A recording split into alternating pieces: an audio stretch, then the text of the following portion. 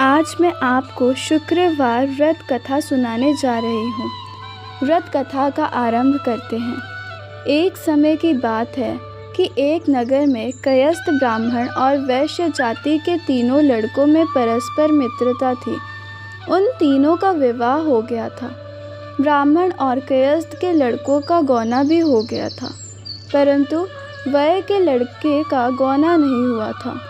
एक दिन कायस्थ के लड़के ने कहा, हे मित्र, तुम मुकलवा करके अपनी स्त्री को घर क्यों नहीं ले आते? स्त्री के बिना घर कैसा बुरा लगता है। यह बात वैश्य के लड़के को जच गई। वह कहने लगा कि मैं अभी जाकर मुकलवा कर ले आता हूँ। ब्राह्मण के लड़के ने कहा, अभी मत जाओ, क्योंकि शुक्र अस्त हो रहा है। जब उदय हो तब जाकर ले आना। परंतु वैश्य के लड़के को ऐसी जिद हो गई कि किसी प्रकार से नहीं माना। जब उसके घर वालों ने सुना तो उन्होंने बहुत समझाया, परंतु वह किसी प्रकार से नहीं माना और अपने ससुराल चला गया।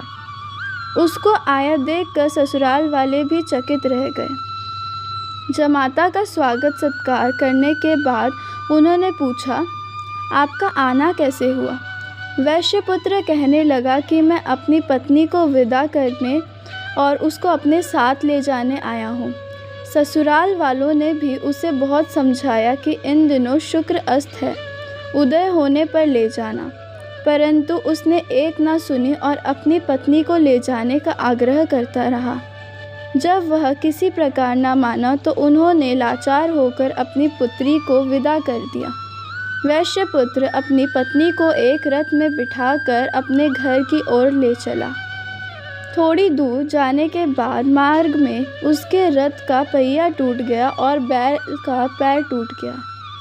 उसकी पत्नी भी गिर पड़ी और घायल हो गई। जब आगे चले तो रास्ते में डाकू मिले।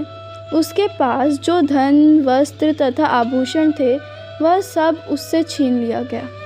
इस प्रकार अनेक कष्टों का सामना करने के बाद जब पति पत्नी अपने घर पहुँचे तो आते ही वैश्य के लड़के को सर्प ने काट लिया। वह मूर्छित होकर गिर पड़ा।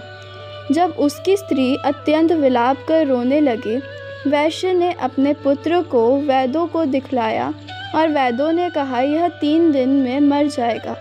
जब उसके मित्र ब्राह्मण को पता लगा तो उसने कहा, सनातन धर्म की प्रथा है कि जिस समय शुक्र के अस्त होने का समय हो उस समय कोई भी अपनी स्त्री को नहीं लाता, परंतु यह शुक्र के अस्त के समय स्त्री को विदा करके ले आया।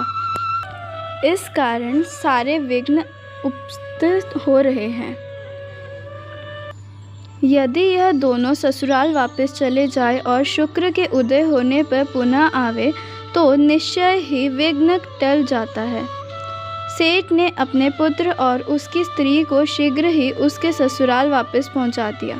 वहां पहुंचते ही वैश्यपुत्र की मूर्छा दूर हो गई और साधारण उपचार से ही वह सर्प विष से मुक्त हो गया।